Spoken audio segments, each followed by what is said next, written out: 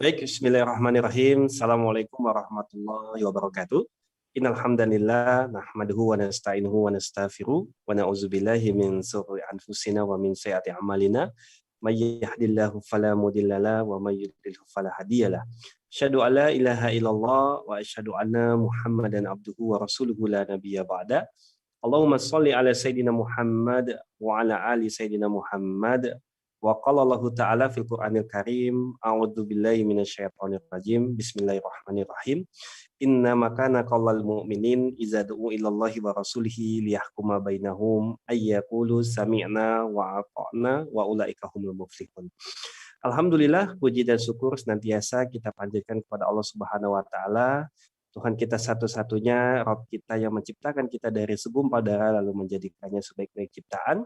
Dialah tempat kita meminta, dialah tempat kita memohon, dan dia jugalah kita akan dikembalikan ke suatu tempat yang tidak pernah ada keraguan di dalamnya. Salawat dan salam tentu tak lupa kita panjatkan kepada Nabi Allah Muhammad SAW, manusia sempurna yang paling kita rindukan, dan mudah-mudahan kita senantiasa merindui, mencintai beliau, dan mengikuti semua sunnah-sunnahnya. Kaum muslimin dan muslimat pemirsa setia channel Media Dakwah Jambi yang dirahmati Allah Subhanahu wa taala. Alhamdulillah kembali kita dipertemukan dalam agenda pekanan Ngobrol Perkara Islam atau Ngopi edisi ke-40 yang hadir menemani layar kaca Anda di setiap Ahad malam. Pemirsa yang dirahmati Allah Subhanahu wa taala, insyaallah tema kita pada malam hari ini berkaitan dengan hukum jual beli bersyarat dalam Islam yang akan dibahas tuntas bersama narasumber kita Ustadz Arif Nasim. Beliau adalah dosen UPI, pakar ekonomi syariah dan penulis Kamus Pintar Ekonomi Syariah. Dan alhamdulillah beliau telah hadir bersama kita. Mari kita sapa dulu beliau. Assalamualaikum Ustadz. Waalaikumsalam warahmatullahi wabarakatuh. Sehat Ustadz? Alhamdulillah. Gimana? Tadi bukunya Kamus Pintar Ekonomi Syariah ya Ustadz ya? Iya benar, tadi saya salah pengucapan nih. Baik, Masya Allah. Mudah-mudahan selalu sehat Ustadz. Baik, pemirsa Media Dakwah Jambi yang dirahmati Allah Subhanahu wa taala, sebelum kita mengawali kajian ini, terlebih dahulu kami menginformasikan kepada pemirsa untuk terlebih dahulu memute-kan Zoom-nya demi kenyamanan pendengar. Dan juga tidak lupa kami informasikan bagi pemirsa yang ingin bertanya, silakan menggunakan menu raise hand di partisipan Zoom untuk bisa ngobrol langsung dengan narasumber kita berkaitan dengan tema yang dibawakan ataupun yang lainnya. Dan bagi pemirsa yang langsung menonton live di channel kita Media Dakwah Jambi, kami memberikan kesempatan untuk bertanya di kolom komentar. Dan jangan lupa untuk like, share, dan subscribe channel kita, channel Media Dakwah Jambi, supaya bisa dirasakan manfaat bagi semua kalangan. Baik, untuk mempersingkat waktu, langsung saja kita berikan kesempatan kepada narasumber kita untuk menyampaikan materinya pada malam hari ini, kepada Ustadz Arif Nasim. Tafadhol masykur. Ya, bismillahirrahmanirrahim. Assalamualaikum warahmatullahi wabarakatuh. Waalaikumsalam warahmatullahi wabarakatuh. Alhamdulillah, alhamdulillahilladzi khalaqal mauta wal hayata liyabluwakum ayyukum ahsanu amala. Asyhadu an la ilaha illallah wahdahu la syarika lah wa asyhadu anna sayyidana Muhammadan abduhu wa rasuluh alladzi la nabiyya ba'dah. Wassalatu wassalamu ala sayyidil mursalin wa imamil muttaqin wa ala alihi wa sahbihi wa man da'a bi da'wati ila yaumil qiyamah amma ba'du. Para pemirsa Media Dakwah Jambi rahimakumullah, dan juga Ustaz Abu Farid yang menjadi host pada acara kajian ngopi ya, ngobrol perkara Islam. Pada kesempatan malam ini kita bertemu kembali ya, di topik yang terkait dengan masalah ekonomi ya, masalah fikih muamalah. Dan pada kesempatan ini kita akan membahas seputar jual beli bersyarat ya. Ini fenomena yang saya kira cukup juga banyak mendapat perhatian ya, terkait dengan jual beli, di mana nanti kaitannya dengan agen, kaitannya dengan penjual yang mensyaratkan terhadap barang dijual yang dijualnya dengan syarat-syarat tertentu. Nanti kita akan bahas termasuk juga kasus yang mungkin sekarang ada di tengah-tengah masyarakat. Saya mohon izin untuk share terkait dengan materi kajian kita pada kesempatan malam ini. Ustadz, Jadi suaranya Afan agak sedikit kecil, Ustadz. kurang besar. Kurang besar. Mungkin Sekarang cukup jelas, Ustadz. Cukup jelas. Alhamdulillah. Jadi kita akan membahas ya terkait dengan kalau yang ini ya, kalau yang disebarkan lewat publikasi itu kita akan membahas terkait dengan hukum jual beli bersyarat dalam Islam. Sebenarnya secara sepintas ini sudah kita bahas kan dalam kajian kita ketika kita membahas terkait dengan hukum jual beli ya, seputar hukum jual beli yang di dalamnya itu ada pembahasan terkait dengan syarat dalam jual beli. Cuman mungkin ada hal-hal yang spesifik sehingga kita mungkin akan membahas yang terkait dengan khusus ya masalah syarat dalam jual beli. Baik. Para pemirsa media Jambi rahimahullah, kalau kita berbicara tentang hukum syarat dalam jual beli itu ada 3 ya. Ada 3 yang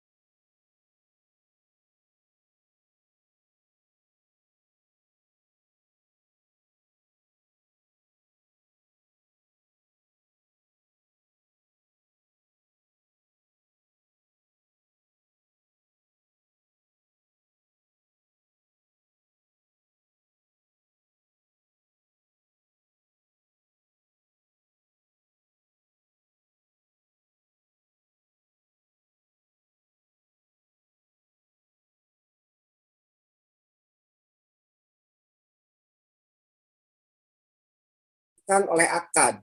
Jadi memang merupakan konsekuensi dari akad sebenarnya.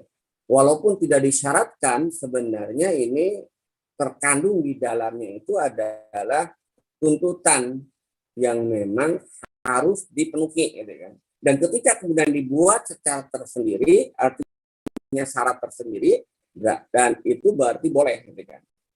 Contohnya apa? Syarat misalnya jaminan terhadap cacat barang yang kita jual. Jadi ketika kemudian kita menjual barang, kemudian pembeli mensyaratkan saya mau membeli barang ini, tapi dengan syarat barang nanti yang saya beli itu tidak cacat, itu boleh, gitu kan? Ya, jadi boleh mensyaratkan seperti itu, karena memang itu tuntutan, gitu kan? Contoh lain adalah syarat terkait dengan masalah upah atau masalah gaji. Ya. Ketika kemudian terjadi negosiasi, kita kerja, ya, kemudian kan sebelum kerja ada akad, ya kan. Kemudian kita meminta bahwa dalam pekerjaan itu gaji saya diminta dibayarkan 1 jam setelah saya selesai, itu boleh. Nah, dalilnya apa? Dalilnya adalah bersifat umum. Yang pertama itu adalah hadis ya, di mana Rasulullah SAW bersabda, wal muslimuna ala syurutihim illa syarton harrama halalan au akhala haraman. Jadi kaum muslimin harus memenuhi syarat-syarat yang telah mereka sepakati. Jadi kesepakatan itu harus disepakati kecuali, nah ini ada kecuali ya, kecuali syarat itu adalah mengharamkan sesuatu yang halal atau menghalalkan sesuatu yang haram. Nah ini tidak diperbolehkan untuk ditaati. Gitu kan. Tapi secara umum syarat-syarat yang tidak masuk dalam kategori tadi, tidak mengharamkan sesuatu yang halal atau menghalalkan sesuatu yang haram, maka kaum muslimin terikat dan wajib kemudian memenuhi persyaratan tersebut. Kemudian yang kedua, dalil yang kedua ini lebih spesifik terkait dengan tadi ya, di mana Rasulullah SAW bersabda ya, berikanlah ya aku al-ajir ajrahu qabla ayyajis fa'arafu. Ya. Berikanlah pekerja upahnya itu sebelum keringat. Dari sini kemudian berarti ketika misalnya tadi di contoh di atas ada tuntutan bahwa saya mau bekerja dengan catatan gaji yang ini kan akad ya, catatan gaji yang saya kemudian dapatkan itu dibayar sebelum keringat atau 1 jam setelah bekerja. Nah itu syarat tersebut diperbolehkan. Nah ini yang pertama kan. Jadi syarat yang memang diharuskan oleh akad, kan. Misalnya dari sudut pembeli, kan. Penjual mensyaratkan bahwa pembayaran itu dilakukan secara kontan, boleh, kan. Atau pembayaran bisa dilakukan dengan kredit, boleh. Berarti jual beli kredit. Jadi syarat-syarat yang ada di dalamnya. Kemudian yang kedua, syarat untuk kemaslahatan salah satu pihak, di mana ia tidak menerima akad kecuali syarat itu terpenuhi. Misalnya syarat terkait dengan karakteristik objek, waktu, dan cara pembayaran. Dalilnya saya kira sama itu kan. Dalil yang umum tadi ya. Wal muslimun ala syurutihim illa syarton harramah halalan al ahallah harraman. Jadi di sini kita bisa melihat. Itu ada menarik ya nanti cara pembayaran. Nah tentu cara pembayaran ini ketentuannya jelas selama syarat yang ditentukan tadi itu tidak mengandung sesuatu yang diharamkan, baik ada unsur riba ataupun ada unsur dua harga dalam satu transaksi. Nah tapi kalau cara pembayaran ini mengandung unsur riba karena tadi mengandung yang diharamkan atau yang diharamkan yang lainnya, yaitu dua harga dalam satu transaksi, maka itu juga sama, tidak diperbolehkan. Contoh, kalau kita baca di buku-buku syarat jual beli dalam sistem ekonomi kapitalis, buku ekonomi kapitalis, biasanya kita akan menemukan cara pembayaran ya, yang di dalamnya itu adalah haram. Ya kan? Maka boleh, misalnya nanti ada ini contoh ya, ini dalam nanti bisa dilihat, mungkin ada juga bukan hanya di buku, nanti bisa juga di praktek ya, di kwitansi, di faktur pembelian. Biasanya ada toko yang biasa menjual 20/10, 2/10 maaf, N30 ini syarat pembayaran. Ya, contoh secara karena di sini dalam syarat ini ada dua harga. Nah, yang atau di kredit atau tunai. Kredit berapa kali? 3 kali cicil, 4 kali atau 5 kali atau sekali. Itu diperbolehkan. Tapi syarat cara pembayaran yang seperti ini ya, 2/10 N30 ini syarat jual beli kredit. Mananya apa? Pembeli akan dapat diskon 2% ya, ketika pembayaran dilakukan 10 hari sejak tanggal transaksi dan maksimal pembayaran itu 30 hari. Ini terkait dengan jual beli kredit. Dan ini tidak dibenarkan. Ini tidak diperbolehkan. Kenapa? Karena cara pembayaran seperti ini itu mengandung dua harga. Ya. Harga yang pertama adalah harga 98, yaitu 100% atau 98%, ya kan? 100%, diskon 2%. Harga yang kedua itu 100%. Ya. Nah, dalam satu akad, dalam satu kesepakatan. Nah, ini cara pembayaran yang tidak dibenarkan.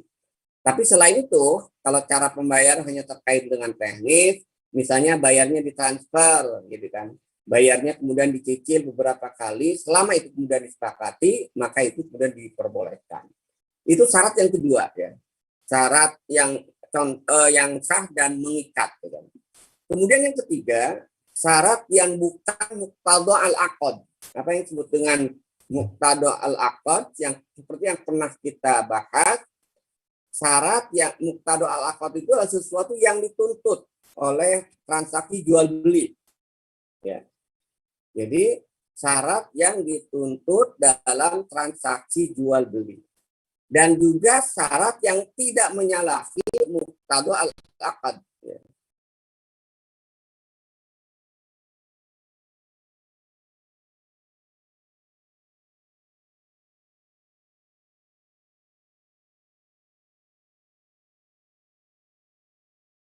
Tidak menyalahi apa yang dituntut dalam akad.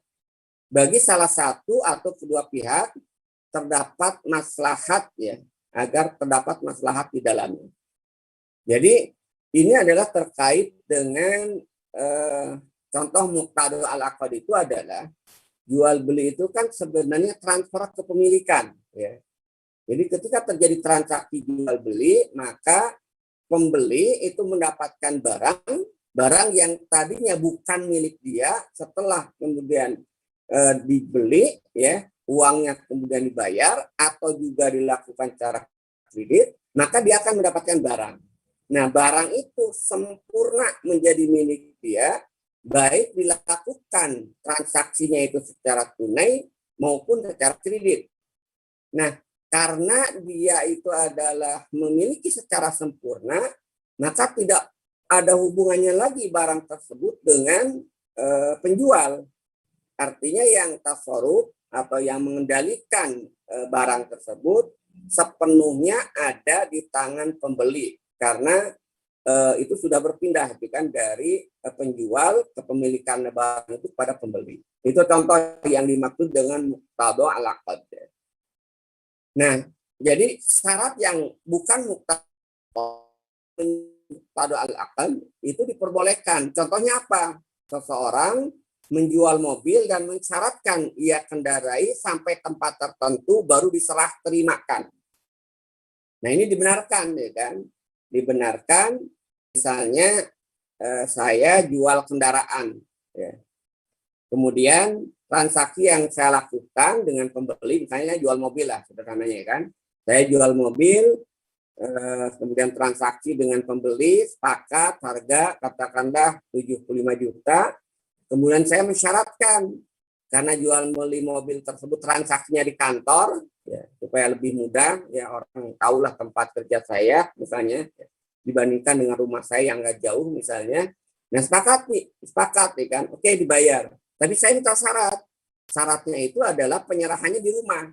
Maksudnya apa? Ya, saya minta diantarkan, ya kan, sehingga nanti walaupun akadnya di kantor, tapi transaksi penyerahan mobilnya itu di rumah. Nah, syarat yang seperti itu syarat yang diperbolehkan. Dalilnya apa? Dalilnya itu adalah salah satu hadis, ya, yang diriwayatkan dari Jabir, ya. Rasulullah Shallallahu Alaihi Wasallam bersabda, ya, panjang sebenarnya ini potongan dari hadis, ya, salah satu potongan hadis, ya.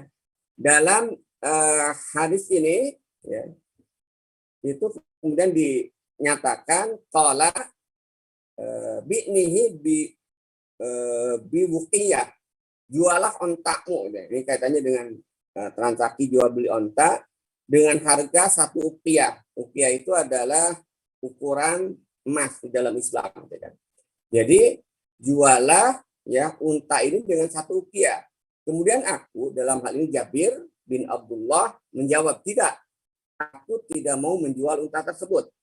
Kemudian beliau mengatakan lagi, ya, Rasulullah maksudnya, jualah untamu kepadaku. Ya. Akhirnya aku jual ke beliau dengan 1 uqiyah, tapi aku mensyaratkan agar unta itu membawa aku hingga pulang ke keluargaku. Nah, ini adalah syarat, ya. Syarat seperti yang saya contohkan tadi itu, kan. Saya menjual mobil, ya, kemudian harganya jelas, disepakati, tapi penyerahannya itu di rumah saya, ya.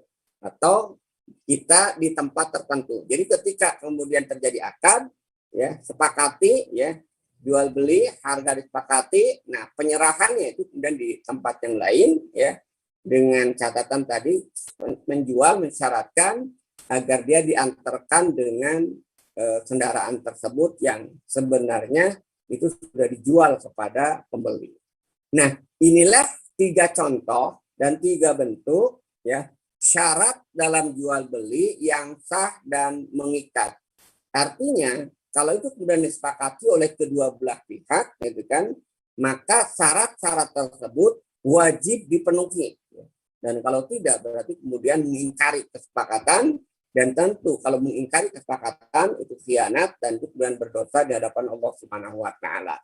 Itu jenis syarat yang pertama, kan? Jadi syarat yang dalam jual beli yang sah dan mengikat. Kemudian yang berikutnya, jenis syarat yang kedua, ya, yang sebutkan tadi, syarat yang syaratnya batil. Artinya batil itu syaratnya itu batal. Syaratnya itu kemudian tidak bisa dipenuhi. Ya. Tapi akadnya itu sah. Ya. Artinya boleh dilanjutkan transaksi tersebut, syaratnya diabaikan. Karena kalau dipenuhi justru membuat transaksi tersebut batal. Kenapa?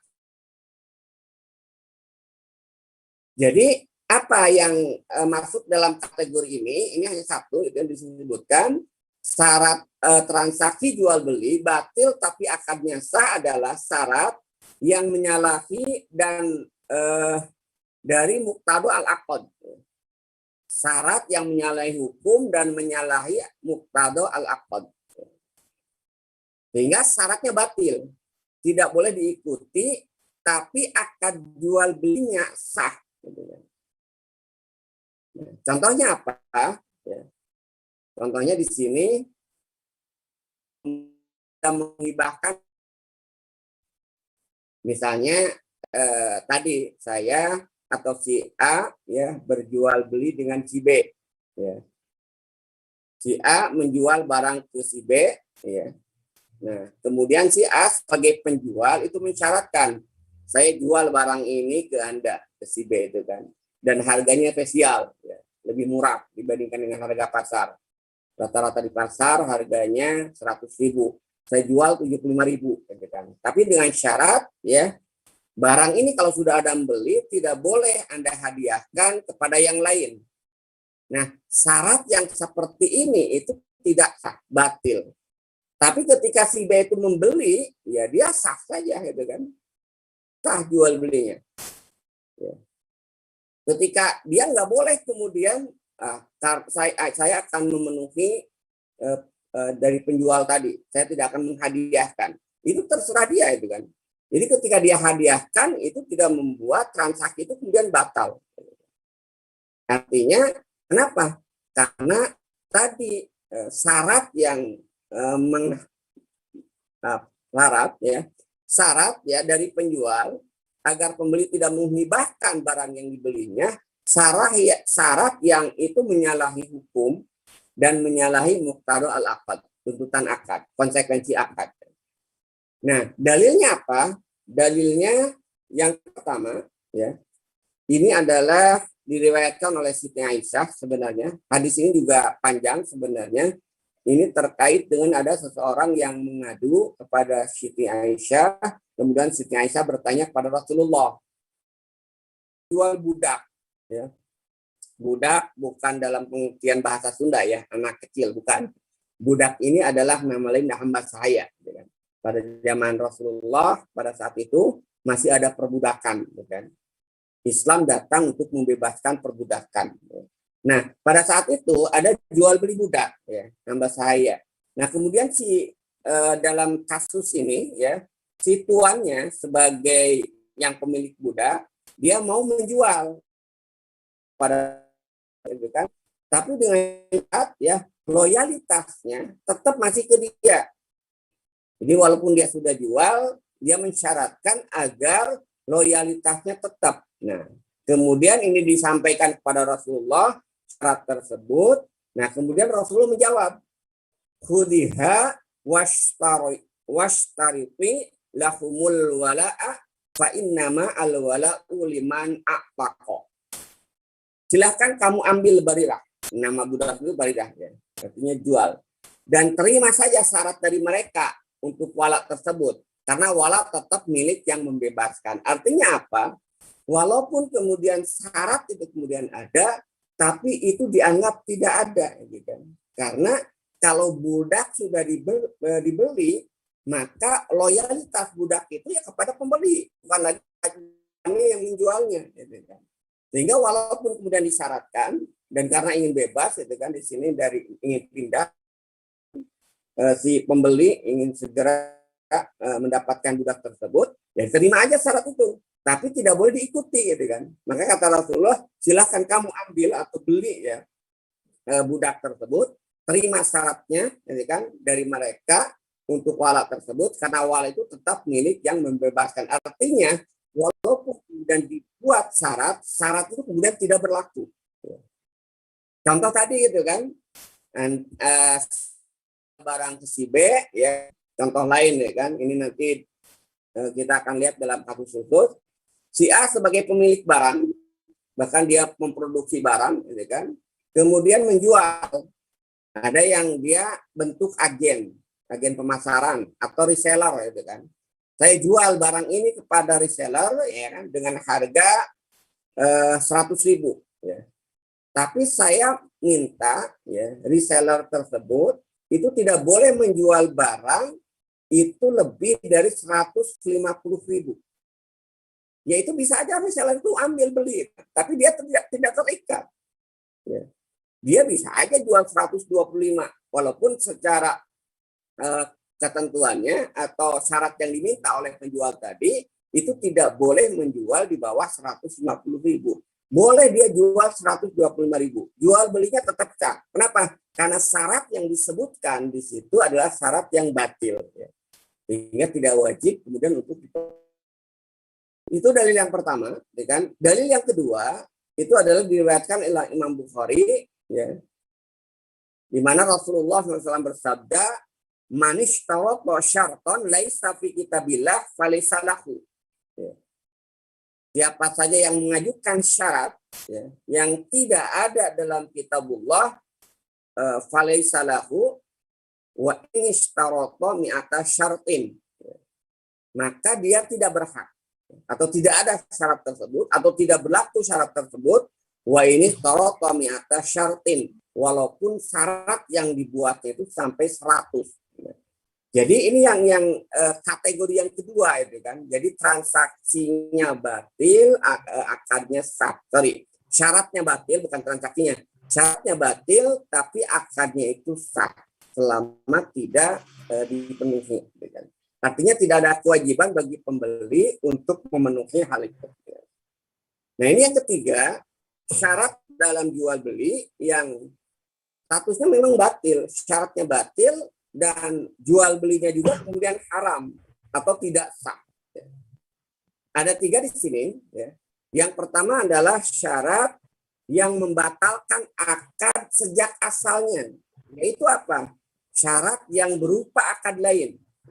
Misalnya di sini sebutkan, saya jual barang ini dengan syarat Anda menjadi maklar saya untuk mencari pelanggan. Nah ini kebanyakan syarat yang seperti ini adalah syarat pada transaksi jual beli yang masuk dalam kategori multi level marketing. Ini yang tidak dibenarkan, gitu kan? Jadi jual beli di situ berikut menjadi agen. Jual beli dan sekaligus merangkap menjadi agen.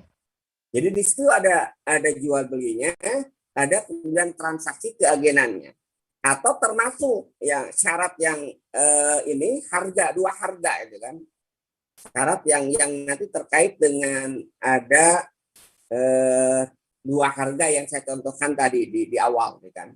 Nah dalilnya apa? Larangan yang terkait dengan syarat yang membatalkan akad sejak asalnya, artinya sejak awal akad itu tidak terjadi, haram. Rasulullah bersabda, la yahillu salaf wa bai'un wala syartani fi bai'in. Tidak halal salaf dan jual beli, dan tidak pula dua syarat dalam satu jual beli. Ini yang pertama, gitu kan, batil dan kemudian haram. Nah, di sini ada kata-kata dua syarat, ya, dua syarat ya, dalam satu jual beli. Hadis lain ada yang menyebutkan dua akad, ya. Ada juga yang menyebutkan dua harga. Ya. Itu kemudian tidak dibenarkan, syarat yang kemudian tidak diperbolehkan. Ya. Itu yang pertama, ya. Jadi statusnya syaratnya batil, transaksinya kemudian haram. Yang kedua, syarat yang masuk dalam kategori ini adalah syarat yang dengannya itu tidak terakatkan. Contohnya apa? Contohnya syarat dalam kasus jual beli akad al-mu'allaq. Pada saat pembahasan terkait dengan akad, ini suara.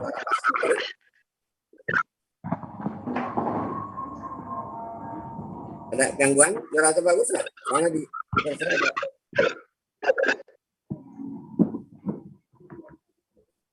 Halo, Tadari? Ya, sudah Tad. Ini ada yang unmute tadi. Tafadhol Tad.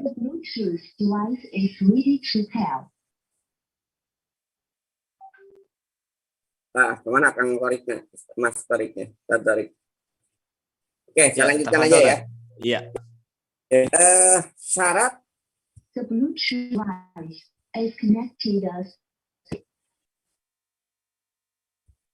Halo, Tad Abu Tarik. Ya, siap Tad. Ya. Tafadhol Tad. Jelas suara saya? Cukup jelas suaranya Tad. Oke. Ya. Jadi yang disebut dengan akad mu'allaq itu akad tergantung, yang memang transaksinya ya tidak terjadi, tidak terakadkan. Misal gini, saya jual barang, ya, laptop misalnya, kalau saya lulus S3. Nah, itu jelas tidak terjadi karena lulusnya belum, gitu kan? Ya, nggak tahu kapan, gitu kan? Sehingga jual itu kemudian tidak terjadi. Ya. Sehingga batil dan memang ya haram, gitu kan? Nggak ada, gitu kan? Ya. Itu yang kedua, gitu kan? Lalu dalilnya apa? Dalilnya fakta itu sendiri, karena yang disebut dengan jual beli itu ya memang harus ada transfer kepemilikan, ya, dari penjual ke pembeli. Gitu kan. Nah, sementara kalau tergantung tadi digantungkan kepada sesuatu yang belum pasti, itu nggak jelas. Gitu. Jadi itu yang kedua, kan? Yang ketiga adalah syarat yang tidak jelas dan tidak tentu. Ya, syaratnya nggak jelas dan tidak tentu. Ya, misalnya di sini contohkan jual beli sesuatu dengan syarat yang bisa mengembalikannya kapan saja tanpa ada batas waktu yang jelas. Jadi dalam contoh dalam salah satu riwayat, ya kan, itu ada salah seorang terkait dengan Adarini, ya, salah satu suku, ya, salah satu kabilah, pimpinan kabilah, dia menjual rumah dengan syarat, ya, rumah tersebut bisa ditinggali selama dia masih hidup. Jadi misalnya gini, si A menjual rumah ke si B, tapi si A itu minta syarat rumah tersebut boleh dia masih hidup. Nah, itu nggak boleh, gitu kan? Kenapa? Karena nggak jelas kapan dia meninggal, gitu kan? Horor, gitu kan? Kalau misalnya disebutkan 3 hari, sebulan masih boleh, gitu kan? Jelas. Jadi saya jual rumah ini, tapi saya minta waktu 3 hari, ya, untuk menempati rumah ini. Minta waktu seminggu itu boleh, gitu kan? Karena waktunya jelas. Tapi kalau disebutkan saya minta waktu sampai selama saya masih hidup untuk menempati rumah ini, maka itu kemudian tidak diperbolehkan syarat tersebut dan transaksinya otomatis batil. Nah, inilah 3 jenis syarat dalam transaksi jual beli. Jadi kembali lagi, ada syarat yang sah dan mengikat, ada yang syarat yang batil tapi akadnya sah, ada syarat yang batil dan transaksinya dilarang atau diharamkan oleh Allah Subhanahu wa taala. Nah, kita lihat sekarang kasus yang sedang rame ya di media sosial, sedang naik daun karena menjanjikan keuntungan yang banyak, gitu kan. Ini ada yang disebut dengan, nanti bisa dicek ya di website, cari di ketik di Google, gitu kan, terkait dengan penjualan British Propolis, gitu kan. Ya, ini yang lagi booming, Tat.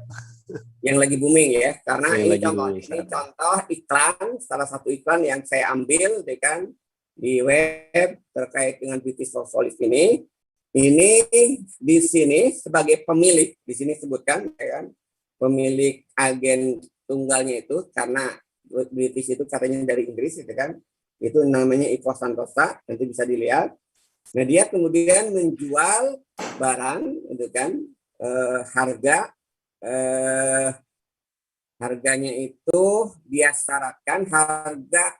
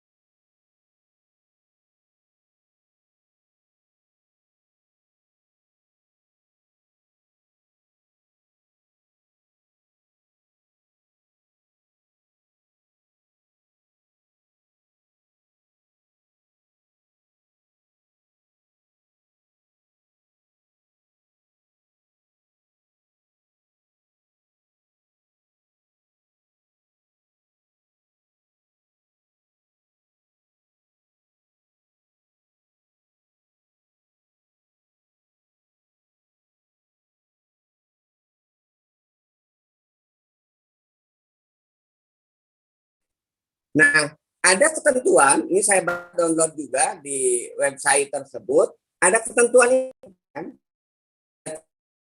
bahkan ini sudah dipatenkan di notis, gitu kan.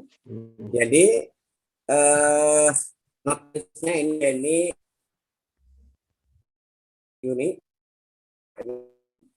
kemudian ini disebutkan, ini nama pemiliknya, penjual ya, agen tunggal mungkin Allah Dewata Santosa, dia pekerjaannya swasta, menyatakan bahwa saya selaku pemilik dari British Propolis dengan nomor haknya, nah ini dia disampaikan haknya, hak intelektualnya, gitu kan, hak intelektual terkait dengan barang ini dengan produk British Propolis atau disebut Bifro, gitu kan. Ini dengan harga 250.000 ya. Untuk konsumen akhir. Nah, ini menarik. Yang kedua, ini kan, apabila ada reseller atau siapa saja yang menjual dengan harga di bawah harga tersebut, kami tindak sesuai ketentuan hukum.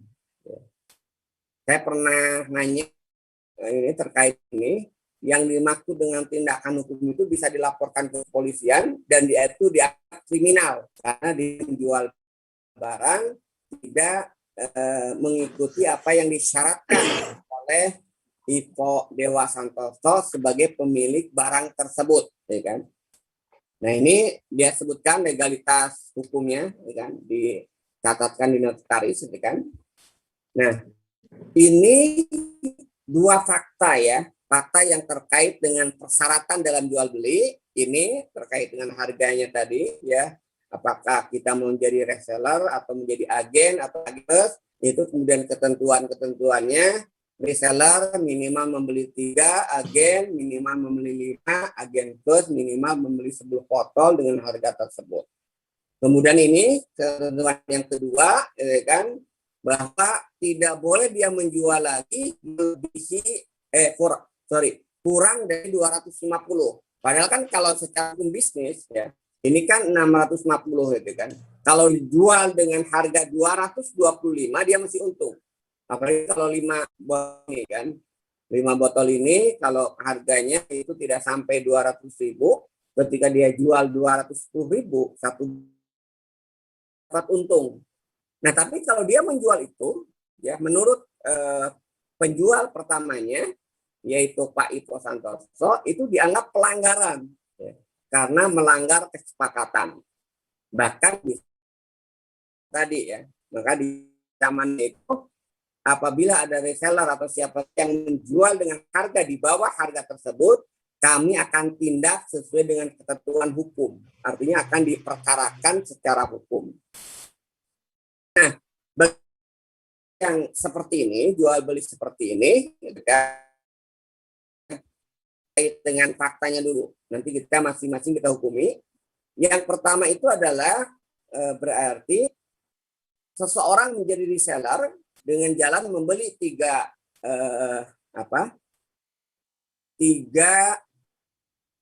botol, bukan 650, tapi sorry.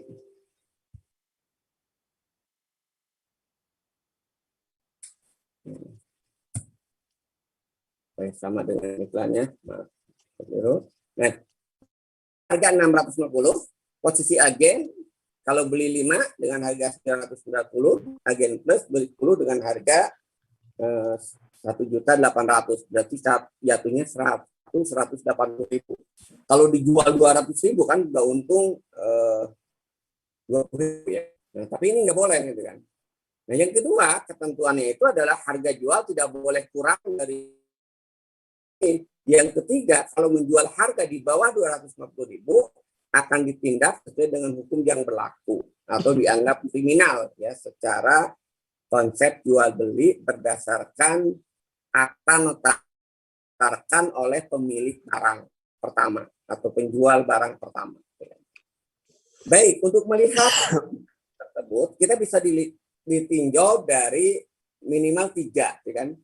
Yang pertama terkait dengan pembatasan harga. Ini tentu dari sudut penjual. Penjual berarti membatasi harga kepada pembeli atau kepada reseller, kepada agen atau kepada agen plus. Bagaimana dalam pandangan Islam? Ya. Kemudian yang kedua, persyaratan tidak boleh menjual di bawah harga 250.000. Apakah syarat ini masuk dalam kategori syarat yang mana? Dari 3 syarat yang kita bahas di awal tadi. Kemudian yang ketiga, ketika di sana ada fakta jual di bawah 250.000, kemudian dianggap tindakan kriminal dan kemudian disepakati bagaimana kemudian kasus tersebut hukumnya dari sudut pandang hukum syara. Kita lihat yang pertama, ya kan? Dalam bahasan fikih yang pertama itu masuk dalam kategori disebut dengan tas'ir. Ya. Tas'ir itu adalah pembatasan harga. Jadi menurut salah satu kitab bahasa ya, kamus lugoh al-fuqaha, ya kan? Atau juga dalam kitab sistem ekonomi Islam, syarah dari sistem ekonomi Islam, disebutkan yang disebut dengan tas'ir itu adalah ayamur as-sultan au nuwabuhu au kullu min wali min umuril muslimin amron. Jadi sultan atau wakilnya atau orang yang kemudian diberikan kekuasaan untuk mengurus kaum muslimin yang dia memerintahkan, ya murah, memerintahkan kepada siapa? Akhlasu, pedagang atau bahasa aslinya ahli pasar, Allah yabi'u as-sil'a, ya, untuk tidak memboleh menjual barang illa bi'sirin kada, kecuali dengan harga sekian. Fayumna'u minaz ziyadah alaihi, dia melarang pemerintah atau penguasa atau orang yang ditunjuk ya, melarang untuk menambah harga ya, sehingga harapannya itu tidak terjadi harga yang sangat tinggi ya. Atau tidak boleh juga kemudian mengurangi nukson ya, mengurangi harga sehingga kemudian tidak membuat terpukul para penjual yang lainnya. Atau dengan kata lain ya, tas'ir itu adalah mencegah untuk menambah atau mengurangi harga ya yang telah ditetapkan untuk kemaslahatan manusia. Ya. Nah, ini yang disebut dengan tas'ir. Contoh sederhananya gitu. Jadi contoh sederhana dari tasir itu adalah pemerintah membatasi harga eceran tertinggi dan harga eceran terendah. Ya. Misalnya gabah, itu gabah harga ecerannya lebih 3.500 misalnya, harga tertingginya. Harga terendah tidak boleh kurang dari 3.000. Itu contoh tasyir ya. Nah, bagaimana hukum tasyir? Dalam fikih Islam, hukumnya itu haram. Jadi penguasa, pemerintah ya, yang terkait dengan barang milik individu itu tidak boleh menetapkan harga, baik harga tertinggi maupun harga terendah yang disebut dengan tafsir. Apa dalil keharamannya?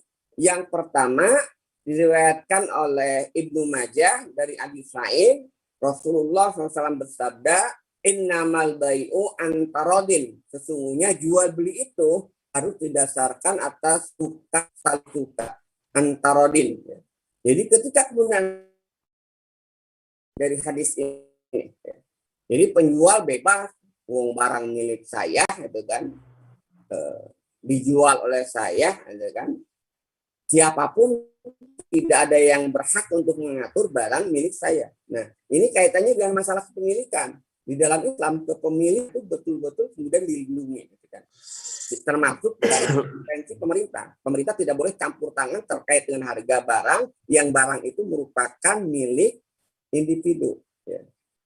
Nah, dalil yang kedua, ini ada kejadian langsung pada masa Rasulullah. Rasulullah SAW, harga-harga kemudian menjulang tinggi, terus naik pada masa Rasulullah SAW. Kemudian salah seorang sahabat, ya, itu ada yang menghadap pada Rasulullah, ya Rasulullah, lau sa'arta, wahai Rasulullah, seandainya engkau membatasi harga. Kemudian Rasulullah menjawab, faqala innallaha huwal khaliq. Sesungguhnya Allah yang dia itu pencipta, al-qabid, ya, dia yang menggenggam, al-basit, dia yang kemudian menyempitkan, ya, menaikkan atau menyempitkan. Dia juga ar-razik, pemberi rezeki, dialah musa'ir, ya, dialah penetap harga.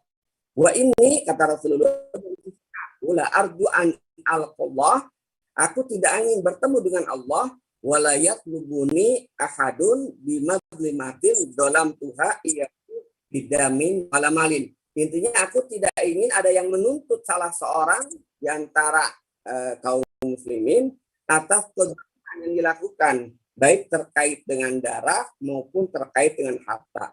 Artinya penetapan harga berdasarkan hadis ini itu adalah sebuah kezaliman, sehingga Rasulullah kemudian tidak mau kemudian memenuhi permintaan, ya, sahabat atau kaum muslimin pada saat itu yang meminta agar dibatasi harga, karena waktu itu harga-harga bahan pokok di Madinah sedang mengalami kenaikan. Itu dalil yang kedua. Dalil yang ketiga diriwayatkan oleh Abu Daud, ya, dari Abu Hurairah, hampir sama itu kan, ya. Sesungguhnya ada seseorang yang mendatangi Rasulullah, ya Rasulullah sa'ir, ya Rasulullah tetapan harga. Kemudian kata Rasulullah, aku nggak mau. Datang lagi, kemudian meminta lagi, kata Rasulullah, Walillahu yahfidu wa yarfa. Sesungguhnya Allah lah yang merendahkan dan menaikkan harga. Artinya Rasulullah sebagai kepala negara pada saat itu tidak berwenang untuk membatasi harga tasir terkait dengan barang yang masuk dalam kategori milik umum. Padahal kalau kita lihat, justru manfaatnya, kalau bicara manfaat kasat mata, itu kan melindungi, itu kan. Nah, negara aja yang punya fungsi riayah itu tidak diperkenankan untuk membatasi harga yang barang itu merupakan barang milik umum, bukan barang milik pemerintah, barang milik individu. Nah, apalagi individu, itu kan. Maka tidak dibenarkan individu dia menjual barang, kemudian kepada pembeli itu kemudian dia membatasi. Boleh Anda menjual barang ini melebihi kurang dari 250. Karena tadi yang tas itu bisa membatasi terendah, bisa membatasi tertinggi. Nah, jadi dari sudut pembatasan harga taksir, ya, penjual itu tidak diperbolehkan masuk dalam kategori perkara yang diharamkan oleh Allah Subhanahu wa taala. Itu yang pertama itu kan, dari sudut taksir, ya kan. Kemudian yang kedua, ya, dari sudut persyaratan tadi, ya.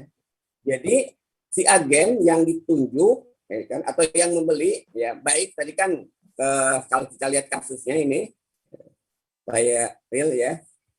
Ini kan ada tiga, ya, ada tiga jenis, baik reseller, agen maupun agen plus, kan ada ketentuan, ya kan, ada ketentuan. Nah ini, ya, tidak boleh menjual di bawah harga yang ditetapkan. Nah, kalau tinjauan hukum syara, bagaimana dari sudut pandang pembeli? Ya, ini dari sudut pandang pembeli, bolehkah kita membeli dengan syarat seperti ini? Nah, persyaratan ini batil, tapi transaksinya sah. Ya. Tapi syaratnya itu tidak mengikat atau tidak boleh diikuti. Kenapa? Karena barang sudah dibeli itu menjadi hak pembeli, menjadi milik pembeli. Dan penjual tidak berhak, ya, mengatur barang yang sudah menjadi milik pembeli atau menjadi milik orang lain. Jadi tidak dibenarkan, kan? Jadi transaksinya sah. Ya, silakan Anda beli, tapi tidak boleh mengikuti ketentuan. Karena kalau mengikuti terikat, ya berarti batil dan haram, kan? Tapi kalau kemudian membeli, kan, tapi dia tidak mau terikat, itu kemudian boleh, ya, sah. Tapi syaratnya tetap batil, akadnya sah, ya kan? Jadi kenapa kemudian ini syarat tersebut batil, ya kan? Karena syarat tersebut menyalahi hukum dan muqtada al-aqad atau konsekuensi akad.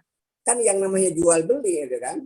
Saya membeli barang, otomatis ketika sempurna transaksi tersebut, barang berpindah ke saya sebagai pembeli. Saya kemudian memberikan kepada penjual uang atau barang lain sebagai alat pembayaran.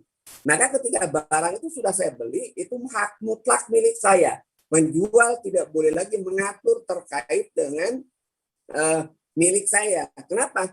Karena tujuan dari pembelian itu adalah untuk mendapatkan hak milik yang tadinya bukan milik saya.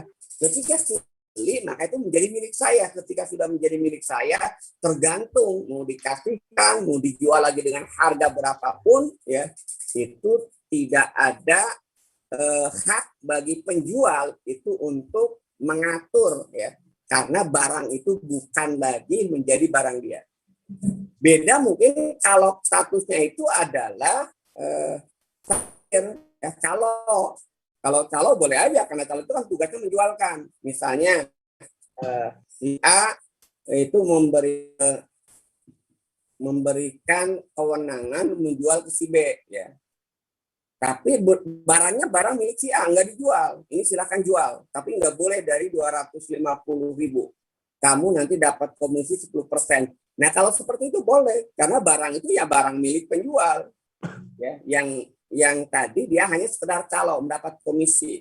Nah itu dibenarkan, kan? Tapi kalau sudah transaksi jual beli secara sempurna seperti yang dicontohkan di kasus ini, itu nggak boleh karena penjual sudah tidak memiliki keterkaitan lagi dengan barang itu. Sudah sempurna transaksi jual belinya, maka penjual itu tidak punya hak untuk mengatur terkait dengan barang tersebut.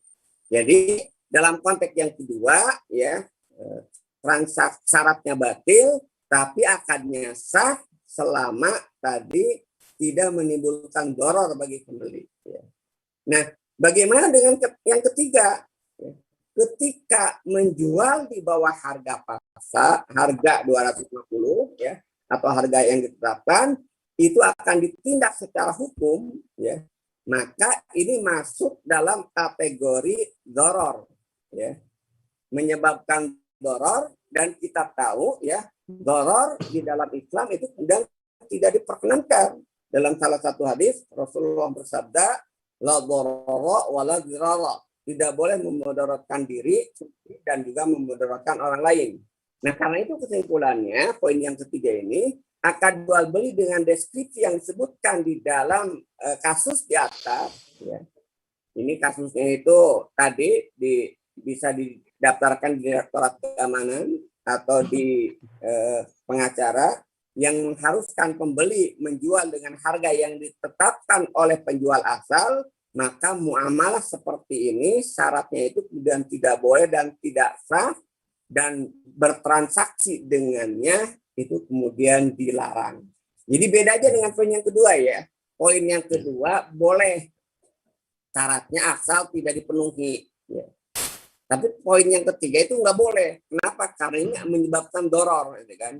Menyebabkan doror. Kenapa? Karena kalau si pembeli tadi ya menjual barang yang dia beli dari penjual tidak sesuai dengan yang ditetapkan oleh penjual, dia akan berhadapan dengan masalah hukum, gitu kan? Dan itu membuat doror. Ya. Maka itu tidak dibenarkan. Itu saya kira secara khusus karena kita membahas terkait dengan satu kasus di sini, yaitu syarat-syarat dalam jual beli yang sedang ramai di media sosial saat ini, ya kan? Dan kalau kita lihat itu ada juga sebenarnya fatwa dari DSN-nya. Mungkin Allah alam fatwanya landasannya lebih mengarah ke mana. Tapi kalau kita lihat dengan kajian seperti tadi, ya, mudah-mudahan para pemirsa khususnya pemirsa media dakwah Jambi bisa kemudian memahami apa yang kita bahas dalam kesempatan malam ini. Kalau ada yang masih belum jelas, mari kita diskusikan. Dan untuk itu saya kembalikan kepada pembicara Ustaz Abu Tharib sebagai pengantar dari saya itu aja. Terima kasih. Assalamualaikum warahmatullahi wabarakatuh. Waalaikumsalam warahmatullahi wabarakatuh. Jazakallah khair kepada Ustadz Arim Nazim ya, yang telah menyampaikan kepada kita pembahasan yang sangat detail dan cukup panjang. Jadi kalau misalnya ada yang datang di pertengahan, silakan di-rewind kembali untuk mengetahui pembahasannya dari awal. Baik Ustadz, ini sudah ada pertanyaan yang masuk dari channel YouTube kita. Langsung saja kita bacakan ya Ustadz ya. Nah, ini berkaitan dengan syarat juga. Assalamualaikum, izin bertanya Ustadz, saat ini lazim barang terbitan seperti CD, buku, dan sebagainya itu melarang pembeli menggandakan barang tersebut. Apakah ini termasuk syarat batil dan bagaimana hukum jual beli tersebut? Nah, bagaimana juga hukum menggandakan tersebut? Nah, begitu Ustadz. Mungkin langsung bisa dijawab Ustadz. Ya, ini kan kaitannya nanti lebih luas terkait dengan hak cipta sebenarnya kan. Jadi ini memang harus kita bahas secara komprehensif, ya kan. Tapi yang jelas dalam sistem Islam memang kalau barang itu sudah kemudian kita beli, yaitu hak kita. Jadi hak kita, maka ya penjual itu sudah tidak punya hak untuk mengendalikan barang yang sudah kita miliki. Kita kan membeli program, kan. Jadi kalau kita ya, menjual mengopikan lagi pada orang lain, ya itu sebenarnya legal saja, gitu kan. Secara hukum ya, secara hukum syara, gitu kan. Walaupun kalau misalnya nanti, lalu bagaimana nanti perlindungan di dalam Islam terkait dengan hak intelektual. Nah, memang dalam Islam beda ya dengan standar kapitalis, gitu kan. Dalam standar Islam ya itu bukan hanya semata-mata keuntungan yang sifatnya materi, tapi di situ ada unsur pahala. Dan di situ nanti perannya itu adalah peran negara. Ya. Mungkin aja memang kalau akan muncul kan gini kan, nanti kalau tidak dilindungi orang tidak ada kreativitas lagi, gitu kan, dalam berkarya, gitu kan. Kenapa? Karena ya akhirnya dia tidak mendapatkan keuntungan, bahkan yang mungkin yang menikmati keuntungan itu yang lain. Jadi saya kira hal yang lain ya. Tapi dalam konteks kepemilikan, ya kan, ya sebenarnya ketika kita membeli satu barang itu mau diapakan, itu adalah hak kita. Cuman nanti ya kan kalau kita menjual lagi berarti kan bukan asli, ya. harus kita sebutkan bahwa ini adalah palsu. Nah itu nanti artinya kalau konteksnya adalah dijual lagi, mungkin kenanya itu adalah terkait dengan manipulasi. Nah itu hukum yang berbeda, itu kan? Hukum yang berbeda. Kenapa? Karena berarti dia menjual barang yang tidak asli. Apa yang disebut dengan barang KW. Nah itu saya kira hukum yang berbeda. Kan? Tapi kalau kita kopikan, kita berikan, kita pinjamkan, yaitu kemudian diperbolehkan karena barang itu sudah menjadi milik kita, sehingga penjual tidak lagi punya hak untuk mengendalikan barang yang kita miliki. Itu ya, barangkali. Artinya jika barang tersebut dikomersilkan, maka itu terkena manipulasi ya, begitu Ustaz ya? Tapi ya, kalau barang tadi hanya sekedar dipinjamkan gitu ya. Lain ya kan. Iya. Jadi kalau ini kan nanti ada hukum terkait dengan menjual barang KW istilahnya itu kan, kualitas yang sebenarnya yang disebut dengan KW itu yang palsu itu kan. Nah, ini yang saya kira nanti hukum yang berbeda. Gitu kan. Dan hukumnya juga ketika kita membeli barang KW pun juga bagaimana tuh dalam Islam Ustaz? Ya kalau KW ini harus karena ada dua yang disebut dengan KW itu. Ya. KW itu memang kualitas yang dibuat oleh pabrik yang sama, tapi kualitas berbeda. Kalau membeli seperti itu nggak masalah. Misalnya gini lah, kalau kita kan sering misalnya keramik itu sudah ada KW1, KW2, KW3. Itu kaitannya dengan kualitas. Boleh gitu kan. Tapi kalau KW dalam pengertian bajakan ya atau peniruan terhadap merek, nah itu di situ ada unsur kebohongan, penipuan. Maka itu tidak dibenarkan. Misalnya sepatu Adidas, padahal itu bukan Adidas, gitu kan. Kalau dijadi Adidas itu nggak masalah. Gitu. Tapi kalau Adidas dalam pengertian barang yang terkenal itu, ya, kemudian dijual. Nah itu masuk dalam kategori ya kebohongan. Di situ unsurnya itu adalah kebohongan, ya. Unsurnya itu adalah manipulasi. Kalau KW masuk dalam pembahasan itu. Tapi kalau KW dalam pengertian memang kan juga ada itu kan seperti yang saya contohkan tadi, kita beli keramik mereknya sama, itu kan. Cuma dari pabriknya sendiri ya ini ada sedikit cacat, yaitu sebutnya itu KW2. Gitu. Nah itu menurut saya tidak masalah itu kan, karena memang itu ada, asalkan dijelaskan di mana letak kecacatan dari barang itu lain. Jadi harus kita lihat faktanya yang disebut dengan KW itu apa. Gitu. Baik Ustaz. Baik, cukup jelas Ustaz. Tapi kalau kita yang membelinya juga ikut berdosa ya Ustaz. Ketika kita tahu itu barang bajakan ya. Dalam kategori ini ta'awun, membeli barang yang palsu. Baik Ustadz, ini ada pertanyaan kedua dari Zoom kita juga Ustadz, dari Megantara Bayu. Ustadz yang dirahmati Allah, saya memiliki dua pertanyaan. Yang pertama, saya membeli produk suplemen kesehatan dalam jumlah tertentu dengan maksud untuk dijual kembali. Saya membeli suplemen tersebut tunai, jual beli putus dengan harga yang sudah disepakati bersama. Namun, distributor pusat produk ini memiliki price list yang sudah ditetapkan untuk setiap pembelian dalam jumlah tertentu. Pembelian 1, 3, 5, 10, dan sebagainya. Apakah jual beli yang saya lakukan ini syar'i jika ternyata kita terikat dengan price list yang sudah dipatok tersebut, karena distributor pusat juga telah membuat maklumat bahwa yang menjual di luar harga price list dapat dikenai sanksi. Apakah jual beli yang ini termasuk syar'i? Itu yang pertama Ustadz. Yang pertanyaan kedua, distributor pusat menganggap setiap orang yang membeli produk tersebut dalam jumlah tertentu otomatis menjadi mitranya. Contoh beli 3, reseller akan menjadi reseller dan sebagainya. Padahal pada praktiknya saya membeli produk tersebut dan menjualnya kembali di luar price list yang berlaku tanpa membuat akad kemitraan apapun. Bagaimana Islam memandang kemitraan yang berlaku otomatis seperti ini? Tidak ada akad kerjasama, tapi saya otomatis langsung dianggap mitra dan dikenai peraturan untuk menjual sesuai price list. Mungkin bisa langsung dijawab, Ustaz.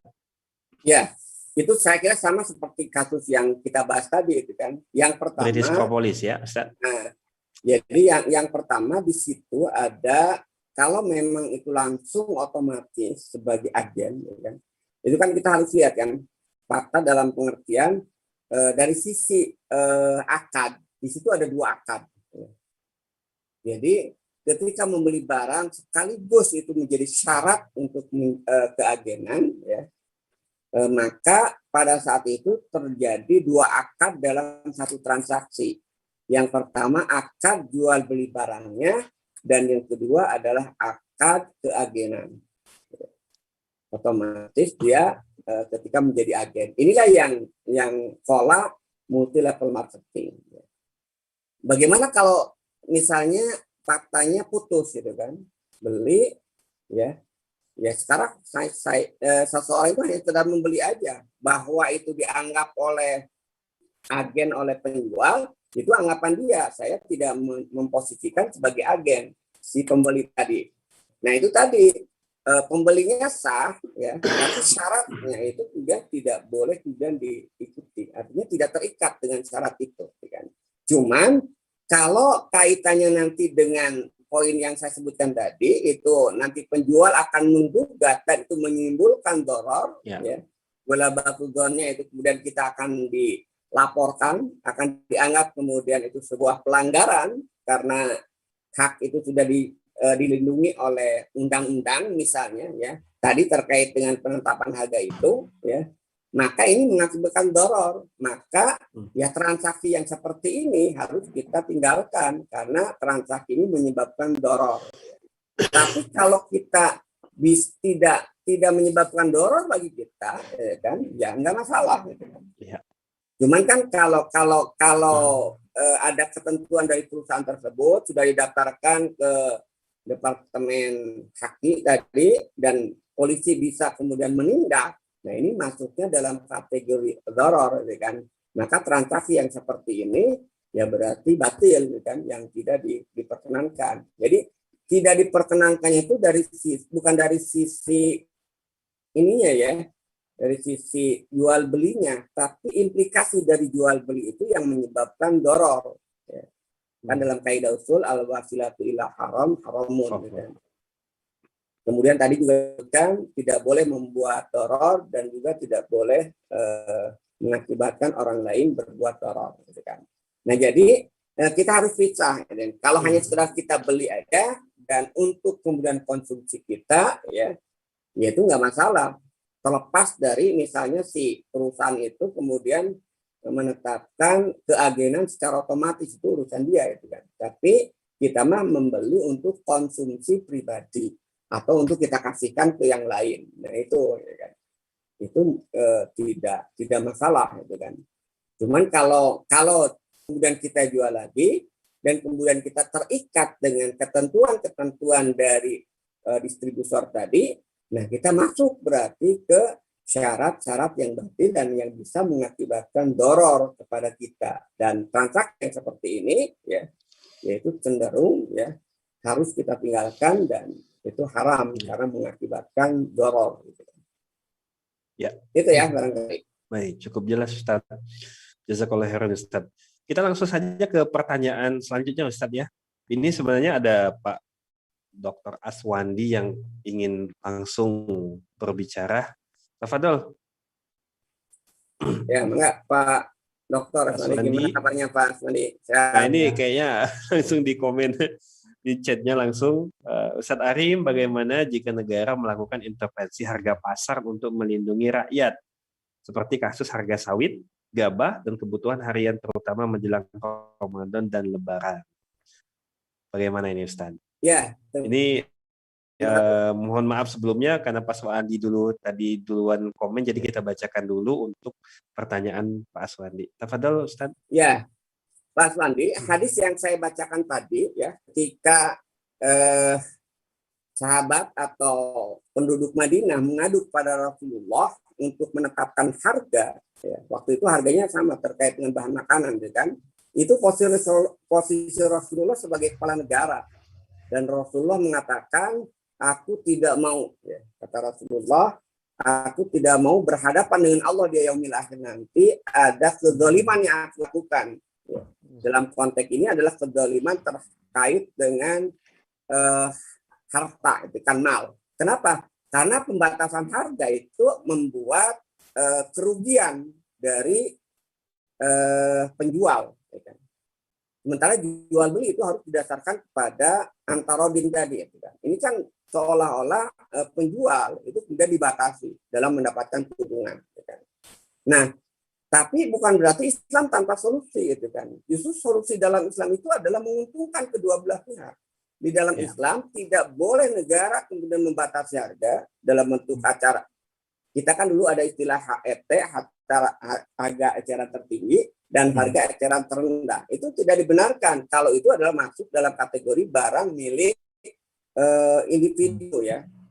Nah, lalu bagaimana intervensi pemerintah, campur tangan pemerintah dalam sistem ekonomi Islam untuk melindungi rakyat akibat spekulan ya yang menaikkan harga dengan seenaknya gitu kan. Nah, di dalam Islam itu ada dua mekanisme. Yang pertama, Islam mengharamkan apa yang disebut dengan istikar, menimbun dan monopoli gitu kan. Jadi menimbun dan monopoli dalam Islam itu sudah diharamkan. Nah, ini solusi yang pertama itu kan.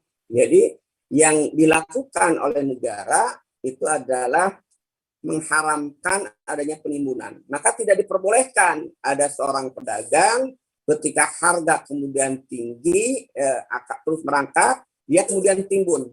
Ya. Jadi kena pasal, nanti kena hukum.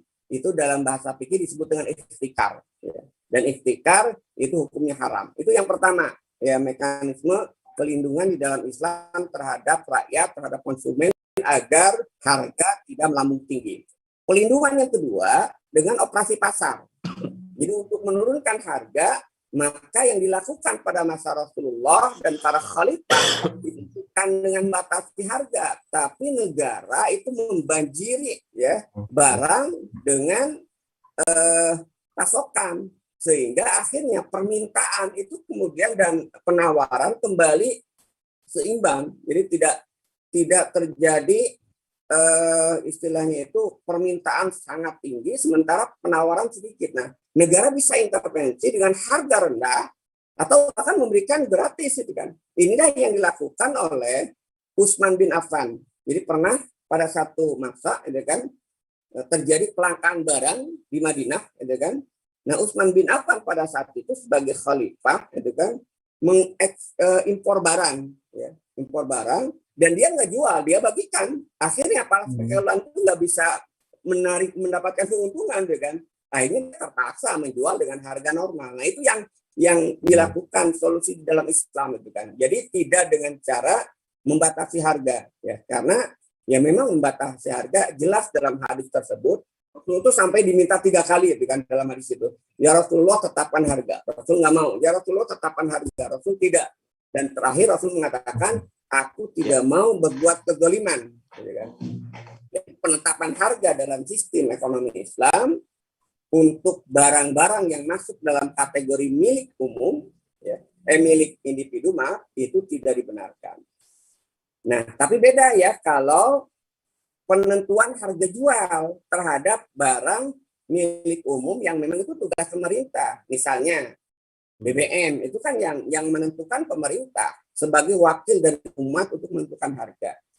Nah disitulah dia boleh menentukan harga. Ya.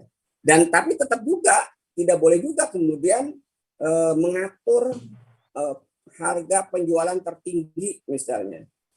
Misalnya ketika ada pedagang menjual lagi, jadi yang beli dari pom bensin dijual lagi tidak boleh melebihi dari harga pom bensin, ya itu nggak boleh juga itu. Dibeli ya itu berarti barang tersebut sudah milik pembeli dan tidak ada kewenangan siapapun untuk mengatur barang yang sudah menjadi milik individu. Itu ya barangkali Pak Dr. Asmadi yang saya jawab. Terima kasih. Iya, bisa ditambah sedikit Ustaz? Boleh tafadhol Pak. Ya, terima kasih. Ini terkait dengan apa? Negara kita ini kan bukan negara Islam. Ya, bukan negara yang Islam ya, tidak mengikuti aturan Islam. Lalu kita melihat sekarang itu semua dikendalikan oleh pengusaha gitu ya, hampir semuanya. Pasar bebas. Ya. Bebas gitu. Jadi peran negara itu sama sekali sekarang negara itu jadi broker sekarang saya lihat, semua diprivatisasi jadi privat ya. Nanti dia dapat margin dari usaha-usaha setiap unit-unit kegiatan negara itu sendiri. Jadi pada saat ini kan hukum itu tidak jalan lagi gitu. Nah, bagaimana kita mengatasi umat Islam lah. Sekarang kan ada kontra itu ya, berjemaah kita buat 212 ya, itu kan berusaha untuk memotong jalur mereka. Kalau kita lihat sawit misalnya, saya kebetulan orang lingkungan ya, itu sawit itu mulai dari kebun, pemilikan tanah, sampai PKS-nya, sampai produk-produknya, sampai banknya, rumah sakitnya, ATM-nya semua gitu, sampai Alfamart, Indomaret semuanya itu di satu jalur gitu ya, berjemaah dia mengendalikan harga. Termasuk ya retail misalnya apa, mall-mall gitu ya. Kita berasumsi mall makin banyak, harga semakin turun gitu ya. Ternyata enggak, dia mengendalikan harga gitu ya. Nah, jadi itu bagaimana menyikapi ini Ustaz, untuk menghadapi apa kesedihan umat ya. Kita ini 250 juta ya lebih ya, kita umat Islam banyak sekali. Kita terzolimi ya negara ini oleh apa? Umat Islam terzolimi. Kecuali mungkin pada masa Rasulullah memang udah di apa? Dibantu gitu. Bagaimana kita menyikapi ini? Saya juga kekayaan kita itu lari ke orang lain gitu ya. Bukan kita tidak jual beli, kan tadi Ustaz bilang memindahkan hak gitu kan. Tapi kita juga upir hak kita pindah kepada orang seiman juga gimana. Sekarang juga properti semua itu milik mereka gitu ya. Sistem apa semuanya mereka itu miliki. Malah jual belinya pun kredit semua, tidak ada yang benar gitu ya. Mobil juga kredit, semua haram gitu ya. Tapi rakyat ada pilihan lain lagi gitu ya. Tidak ada jalan keluar. Kita pun tulis bunga sama dengan riba pun tidak boleh gitu. Kalau gue iklan besar kan, bunga sama dengan riba dibuat itu tidak mau iklan ini kan. Nah, bagaimana menghadapi perang besar seperti ini sekarang? Ini perang real menurut saya. Saya tertarik sekali topik ini. Malah ada anak-anak saya suruh sekolah ke ini. Bagaimana menerapkan ekonomi Islam ini sekarang, perlawan kita di sini sekarang. Mungkin komentar saya demikian, Ustaz. Terima kasih. Ya, ada tambahan Ustaz Arim? Ya. Jadi itu memang akhirnya menjadi fakta ya Pak Iswandi. Ya. Inilah yang terjadi. Sebenarnya kalau kita lihat, kita itu secara ekonomi terjajah. Terjajah oleh apa ya? Oleh sistem ekonomi kapitalis yang diterapkan. Ya. Jadi memang selama sistem ekonomi yang diterapkan dengan sistem politiknya demokrasi, ya umat Islam akan seperti ini terus. Gitu kan. Nah karena itu menurut saya solusinya ya berarti harus ada perubahan yang radikal terkait dengan sistem ekonomi dan sistem politiknya. Gitu kan. Karena kalau kita lihat dalam konteks politik, ini misalnya konteks politik ya, tadi sampaikan oleh Pak Iswandi juga kan, dalam konteks politik dalam sistem demokrasi, hubungan antara rakyat dengan penguasa itu hubungan antara pedagang dengan pembeli, gitu kan? Bukan hubungan riayah. Makanya kan kita lihat kan, dalam sistem ekonomi kapitalis, ya, dalam sistem politik demokrasi, memposisikan negara itu sebagai pedagang. Sehingga haram ada subsidi. Sementara dalam sistem politik Islam, memposisikan antara hubungan penguasa dengan rakyat itu hubungan riayah, ibarat seorang orang tua terhadap anaknya, sehingga di sana tidak ada perhitungan untung rugi, yang ada itu adalah riayah. Karena kata Rasul menarik gitu kan, posisi pemimpin dalam sistem Islam, Rasul menggambarkan seperti gembala. Ya, dalam salah satu hadis disebutkan al-imamu ra'in wa huwa mas'ulun an ra'iyatihi. Pemimpin itu laksana penggembala. Jadi pemimpin itu bukan pedagang dalam sistem ekonomi, dalam sistem Islam. Kan? Nah, dalam sistem kapitalis pemimpin itu pedagang seolah-olah. Dan kenyataannya memang kita lihat tadi, hari ini penguasa yang sebenarnya itu adalah para kapitalis yang disebut dengan oligarki, yang mereka kemudian menguasai dan mengendalikan pemerintah. Sehingga yang terjadi, umat Islam itu memang terjajah secara ekonomi, gitu kan? Itu yang pertama, itu kan. Yang kedua berarti tugas kita ya kita harus membebaskan belenggu ini, gitu kan. Nah, tentu solusinya saya kira ya dalam kondisi secara praktis ya jangka pendek ya bisa aja kita memutus mata rantai itu, tapi sulit juga itu kan. Misalnya gini, kita berjual beli dengan antar komunitas di antara kita. Tapi kan problemnya tetap aja kan ke atasnya itu kan sudah mereka kuasai sumber-sumber daya. Sehingga ya akhirnya memang kita harus menyelesaikan itu dari akarnya gitu kan. Nah akarnya itu apa? Menurut saya tadi ya, akarnya itu adalah karena kita hidup dalam sistem ekonomi kapitalis dan dalam sistem politik sekuler atau demokrasi. Inilah yang menyebabkan sumber daya alam kita, potensi umat itu hanya dinikmati oleh para kapitalis dan segelintir orang, sehingga kita senantiasa mendapatkan kesulitan. Rakyat itu kan sawit aja tadi kan, rakyat itu kan kena banjirnya aja itu kan, atau kekeringan. Karena kan kalau saya keliling ke Sumatera itu juga dulu ketika masih diperbolehkan sebelum ada pandemi, hampir ya itu semua hutan-hutan itu berubah jadi sawit gitu kan. Dan karakteristik sawit seperti yang Pak Aslan disampaikan tadi ternyata tidak ramah terhadap lingkungan gitu kan. Rawa-rawa bisa kering gitu kan. Jadi ketika musim hujan banjir gitu kan, musim kemarau keringan, itu dampak dari sawit kalau yang saya tahu ya, wallahualam benar atau tidak ya, dari sisi lingkungan. Tapi yang pernah saya dengar gitu kan, sawit itu tadi ya menyebabkan kebanjiran dan sekaligus menyebabkan kekeringan di musim kemarau. Karena ketika saya ke daerah Riau itu, yang dulunya banyak rawa jadi kering. Gitu juga pernah saya ke Palembang juga, ketika dulu sampai ada asap kebakaran itu, ternyata ya salah satu pemicunya itu tadi ya, ketika rawa-rawa kering. Nah, salah satu penyebabnya itu adalah ya maraknya sawit tadi gitu kan, yang menyebabkan keringan gitu kan. Sehingga sangat mudah terbakar. Nah itu yang dampak lingkungan tadi. Baik Ustadz. Baik Ustadz, ini lumayan banyak juga pertanyaan, harus kita bacakan juga nih Ustadz. Kita bacakan langsung nggak apa-apa ya Ustadz ya? Ya, baik. Terkait dengan masalah ini dari Ibu Dils Nopialdes, bagaimana dengan jual beli MLM dan jual beli saham? Makasih Ustadz. Ya, bagaimana baik. Ini, Ustadz? Multi level marketing itu ada dua keharamannya, gitu kan. Ya. Jadi dari sisi akad ya, yang pertama multi level marketing itu ada dua akad dalam satu transaksi. Apa dua akadnya? Yang pertama akad sebagai pembeli dan yang kedua akad sebagai agen. Nah ini semua jenis multi level marketing biasanya dua akad ini kemudian ada. Ya. Jadi dalam satu transaksi. Ya. Jadi di situ ada dua akad dalam satu transaksi yang diharamkan. Dan hadisnya jelas ya, Rasulullah melarang dua akad dalam satu transaksi. Itu yang pertama.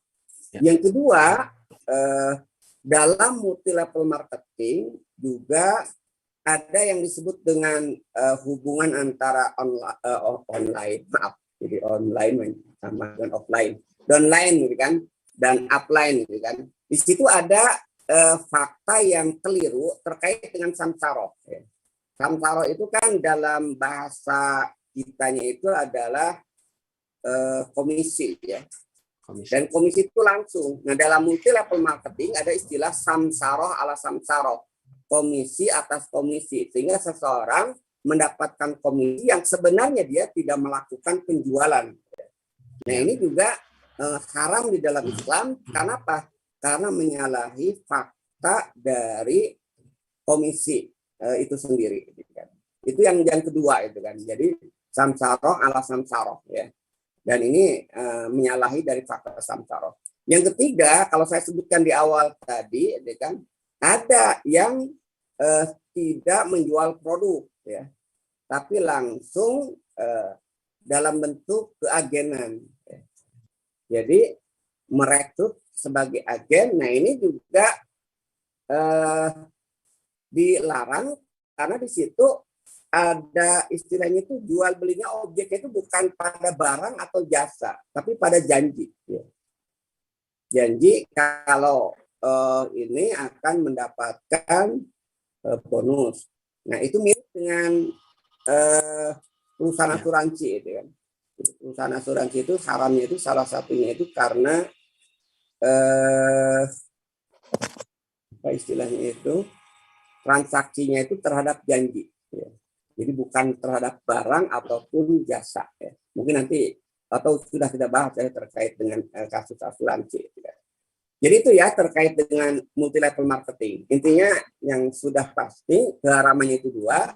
Dalam multi level marketing ada dua akad dalam satu transaksi, dan yang kedua ada samsaroh ala samsaroh, yaitu seseorang mendapatkan komisi dari yang disebut dengan downline-nya, padahal kalau kita analogikan ke definisi samsaroh itu kemudian tidak tepat atau salah. Itu saya kira yang terkait dengan multi level marketing. Kemudian yang terkait dengan jual beli saham, saya termasuk yang mengkritisi juga itu kan ketika MUI membuat fatwa jual beli saham itu halal, sehingga ada yang disebut dengan pasar modal syariah. Gitu kan. Kalau menurut saya jual beli saham itu haramnya dari dua sisi. Gitu kan. Yang pertama ya dari sisi modalnya, gitu kan. Jadi dari sisi bentuk badan usahanya, saham itu dikeluarkan oleh bentuk badan usaha PT, perseroan terbatas. Sementara perseroan terbatas itu adalah badan hukum yang akadnya syirkah itu adalah syirkah yang batil, yang tidak sesuai dengan syirkah dalam Islam. Jadi PT itu bukan syirkah inan, bukan syirkah juga mudharabah, tapi syirkah yang itu hanya ada satu pihak aja, gitu kan. Yang ada pemilik modal, ya. Kemudian para pemilik modal itu mengangkat para dewan direksi sebagai pengelola perusahaan, dan status mereka dewan direksi itu adalah karyawan atau ajir dalam bahasa fikih. Nah, sehingga dalam bentuk usaha badan usaha perseroan terbatas itu tidak ada pengelola yang syah menurut syarak, sehingga perseroan terbatas ya bentuk syirkahnya syirkah yang batil. Maka menjual saham dari syirkah yang batil itu juga diharamkan. Kemudian yang kedua, keharaman saham itu ya, bahwa yang saham itu kan kalau saya memandang itu jual beli ada unsur riba dan ada unsur goror. Nah, ketika fatwa itu mengatakan gini, itu kan bukan riba karena yang dijual dalam saham itu bukan uang, gitu kan. Tapi yang dijual dalam saham itu adalah yang modal itu bisa aja modal itu mewakili ya kendaraan, mewakili gedung, mewakili barang yang dimiliki oleh perusahaan. Sehingga ketika ada harga saham ya, misalnya satu saham itu satu lembarnya 10.000, dijual 100 lembar saham berarti 1 juta. Nah, itu sebenarnya kata yang membolehkan itu bukan menjual uang, tapi menjual aset yang ada di perusahaan tersebut. Nah, kalau kita analogikan menjual aset, ini juga goror. Aset yang mana yang dijual diperbelikan itu nggak jelas, kan? Ya. Karena itu kalau menurut saya itu adalah ada unsur ribanya sebenarnya, karena yang diperjualbelikan itu sebenarnya sejumlah nominal tertentu. Jadi dalam saham itu saya kebetulan pernah ngajar akuntansi keuangan intermediate, itu membahas tentang masalah saham. Di dalam saham itu nanti ada dua harga. Ada harga nominal, ada harga buku, bahkan ada 3 harga pasar. Misalnya gini, saham nilai nominalnya 10.000 per lembar. Itu bisa dijual 11.000, bisa dijual 9.000, tergantung perusahaan.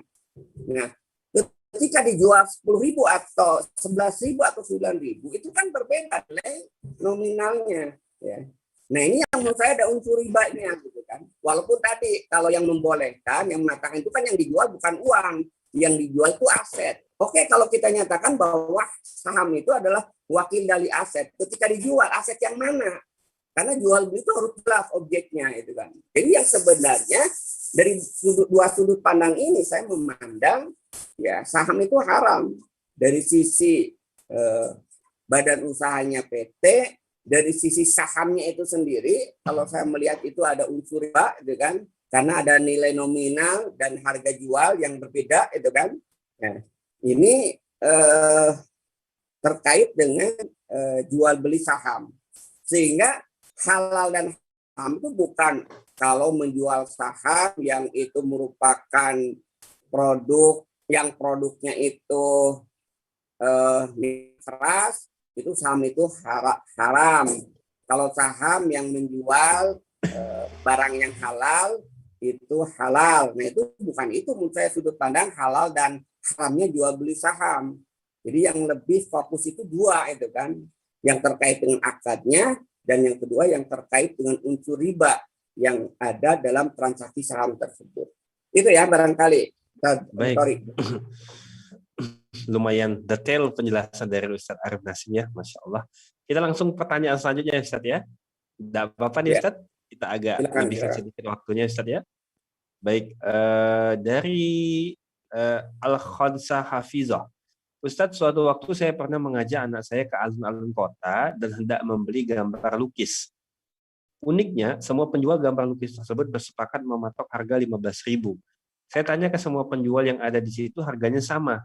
Nah, ketika mereka bersepakat atas hal ini, apakah hal tersebut syar'i, Ustadz? Jadi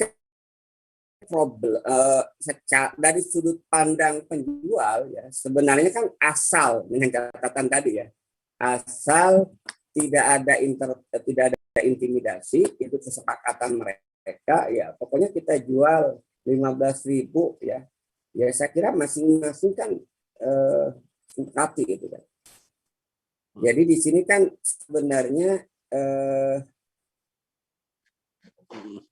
penjualnya itu asalkan tadi penjual tadi ya mereka menyepakati ya, meridhoi bahwa ya mereka akan menjual 15.000. Jadi tidak ada masalah jadi ya, Ustadz ya. Nah, kecuali kalau yang nggak bolehnya itu gini, kecuali memang itu yang mematok itu adalah asosiasi. Asosiasinya itu kemudian mengambil kebijakan nggak boleh menjual lukisan di bawah 15.000. Nah, itu yang nggak boleh itu asosiasinya, gitu kan, yang menetapkan harga, mematok harga, gitu kan. Tapi kalau tanpa ada instruksi itu, semua kemudian saling tadi kan dalam Islam juga nanti ada kaidah tidak boleh menjual itu kemudian menjatuhkan harga yang lain, gitu kan. Itu juga ada etika dalam Islam terkait dengan masalah antara satu penjual dengan penjualan yang lain, gitu kan. Jadi kita lihat tergantung dari sudut pandangnya ya. Kalau sudut pandangnya dari sisi misalnya asosiasi yang menetapkan tidak boleh kemudian menjual harga ya, menjual lukisan atau lukisan tadi ya, itu melebihi atau kurang dari 15.000. Nah, penetapan itu yang menurut saya nggak boleh, gitu kan. Kenapa? Karena itu masuk dalam kategori tas'ir, gitu kan. Tapi kalau secara tidak tertulis semua kemudian saya mah akan menjual harga ya 15.000, nggak kurang nggak lebih, ya itu lain masalah, gitu kan. Artinya dari sudut pandang pembeli ya itu tidak ada masalah, gitu kan.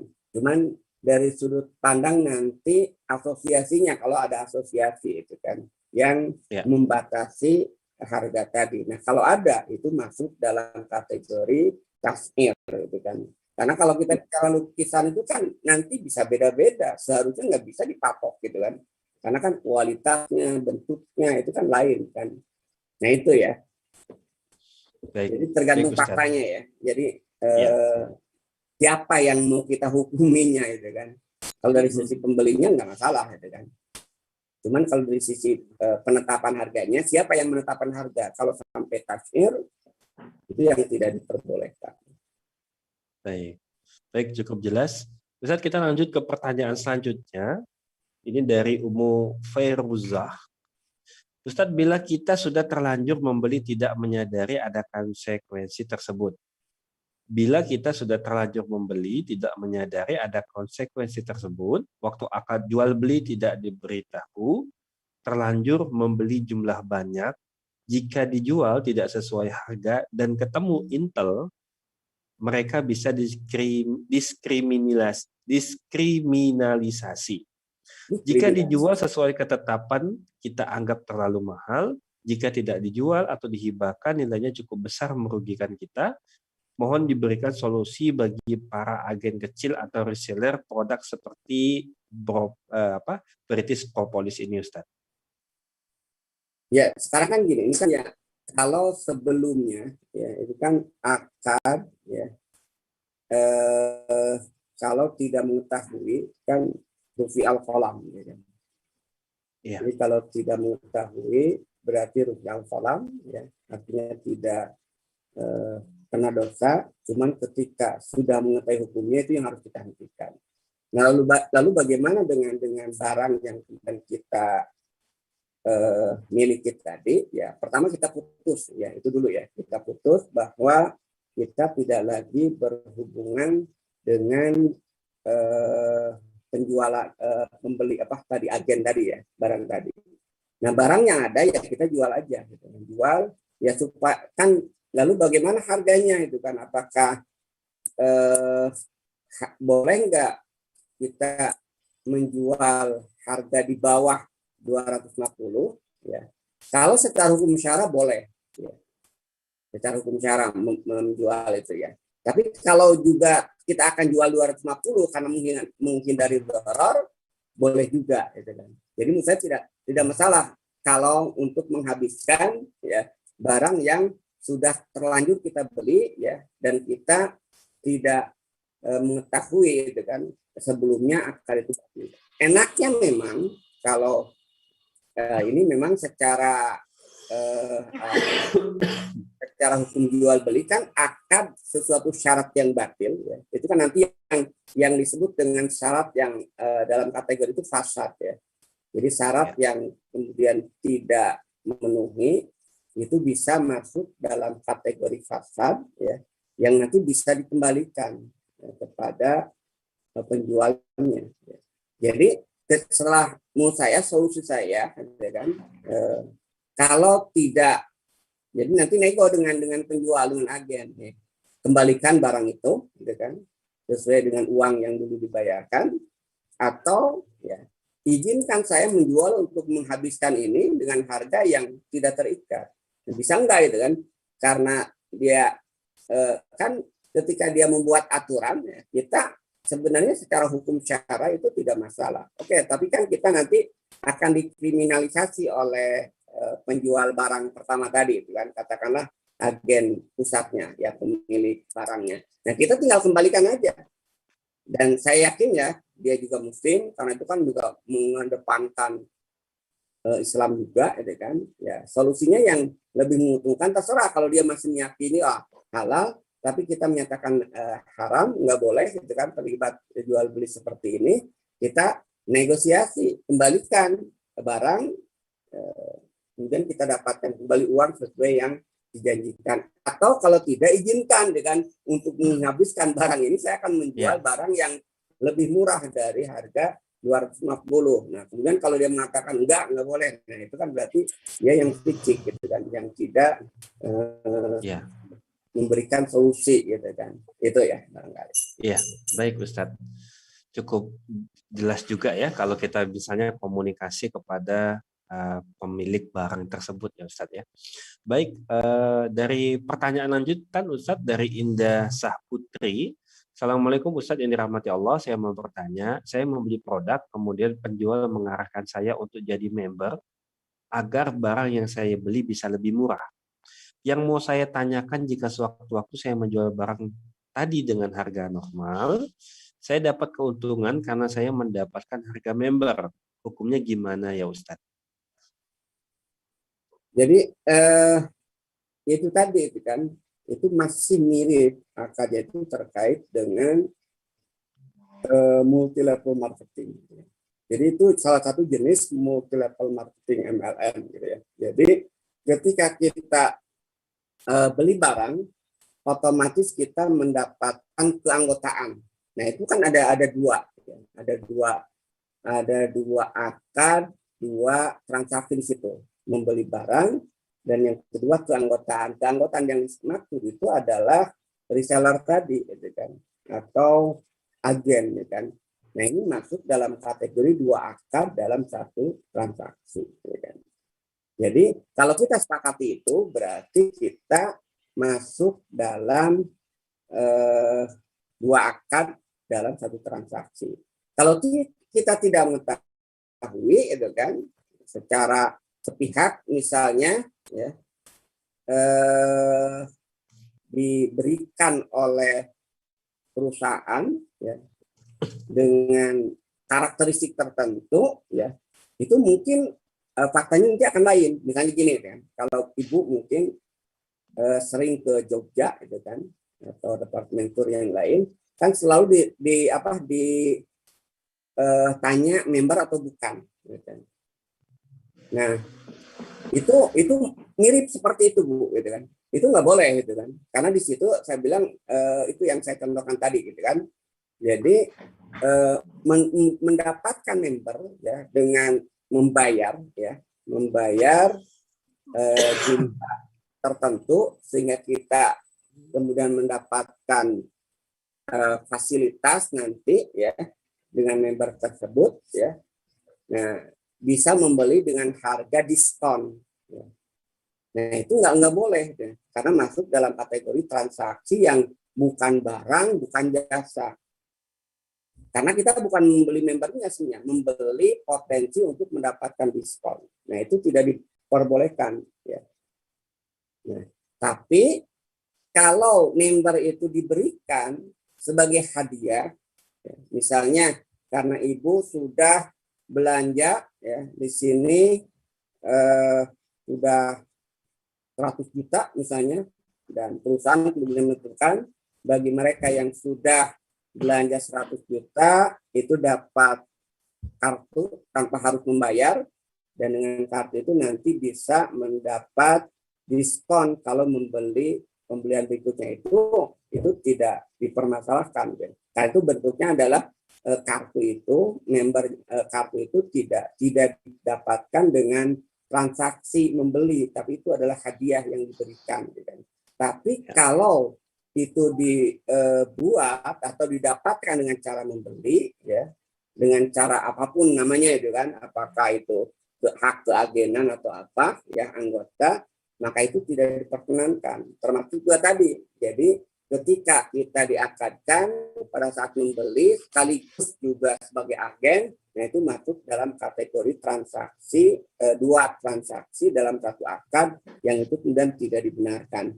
Jadi harus melihat faktanya secara detail, Bu, ya. Jadi tergantung, gitu kan, karena dalam hukum syariah itu perbedaan fakta hukum itu menyebabkan perbedaan hukum pula, ya. Itu barangkali, ya. Jadi contoh gini, dulu di Bandung ini ada, saya nggak tahu sekarang bangkrut mungkin, ya.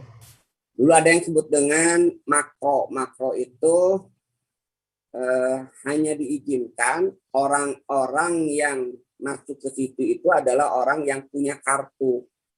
Nah, itu kita beli kartu itu boleh, gitu kan.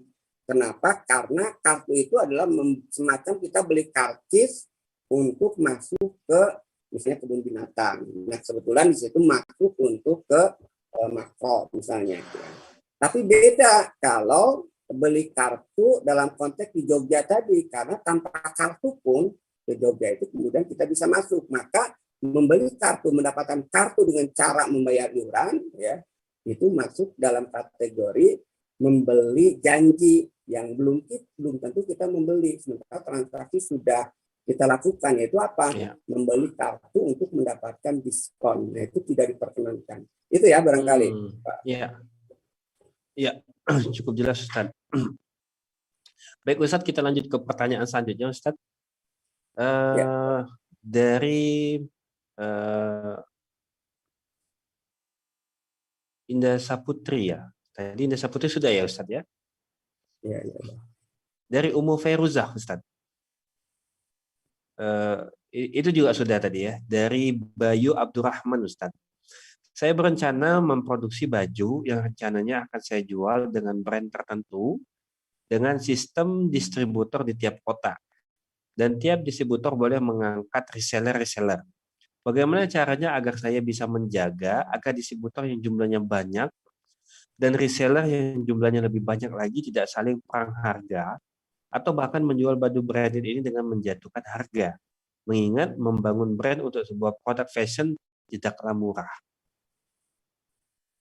Yang kedua, kelanjutannya Ustaz, masih terkait jual beli baju branded. Bagaimana akad yang benar dalam jual beli dengan sistem reseller, di mana jual beli memang diniatkan untuk menjadikan pembeli sebagai distributor atau reseller.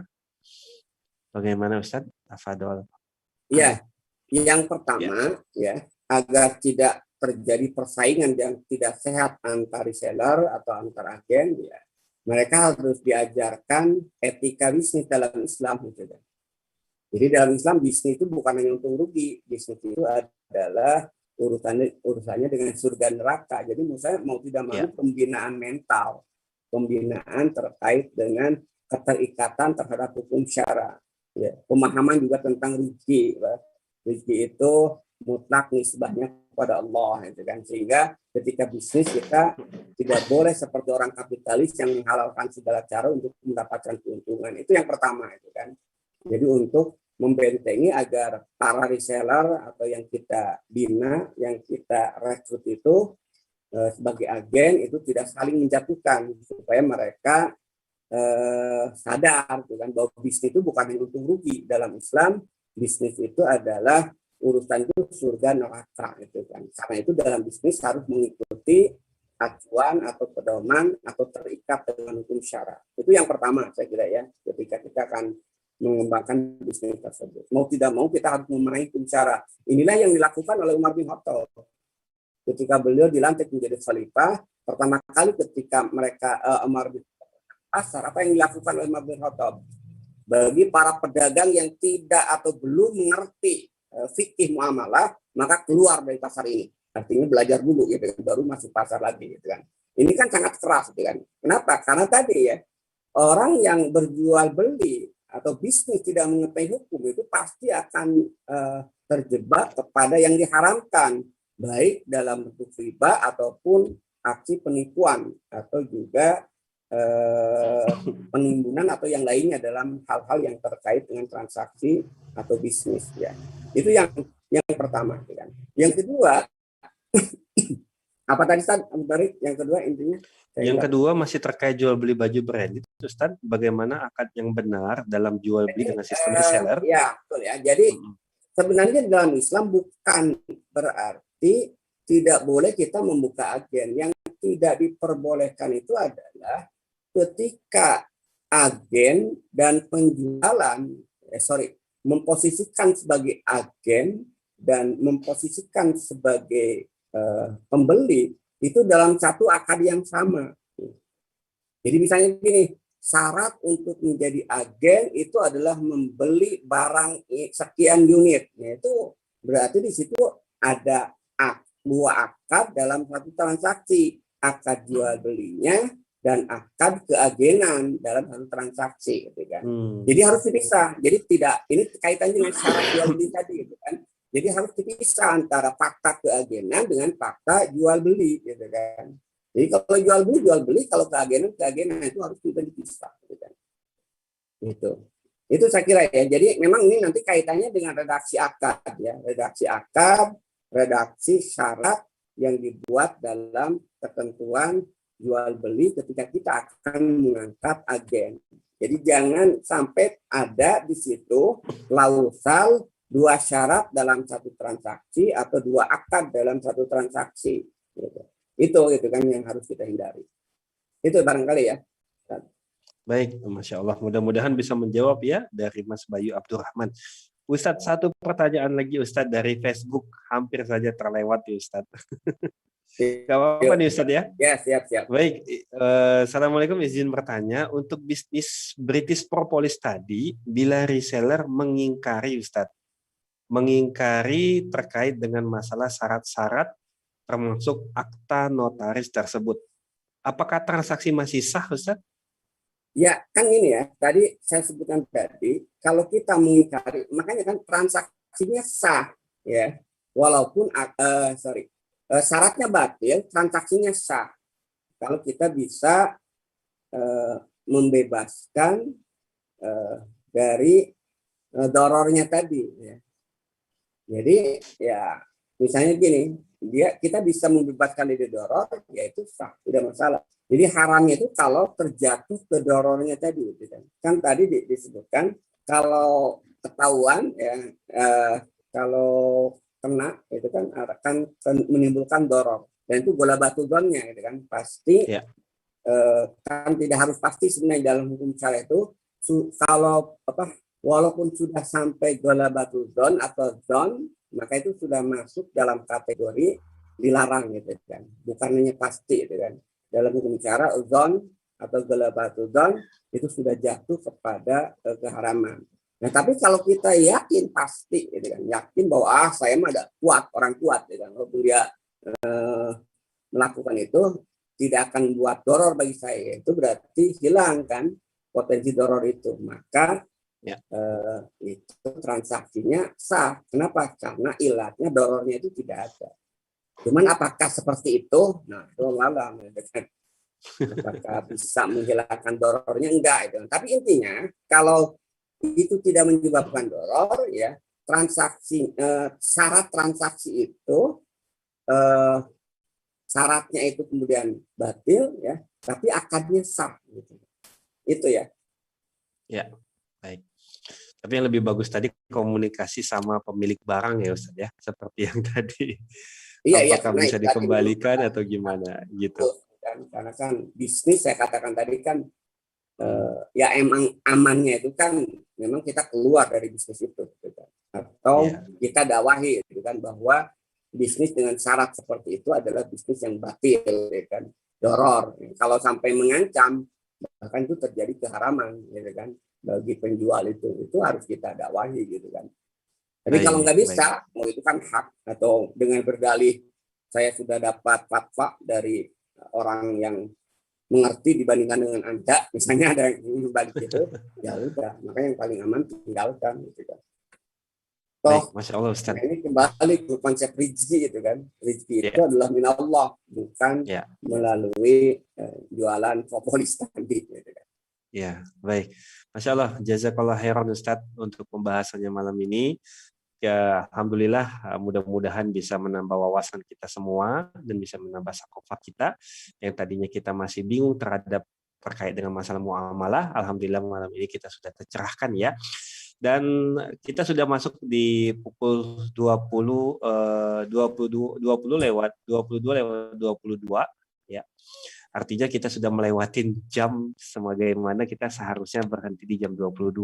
Insya Allah kita akan kembali bertemu di Ahad depan. Namun kita informasikan kembali di bulan Ramadan agenda kita berubah dari tadinya Ahad malam menjadi Jumat malam, tetap di jam yang sama. Mudah-mudahan para muslimin dan muslimat, pemirsa setia media channel Dakwah Jambi tetap setia kepada kita dan tetap ikut untuk men-share atau subscribe sehingga dakwah yang kita lakukan ini tersebar dan bermanfaat bagi kalangan luas.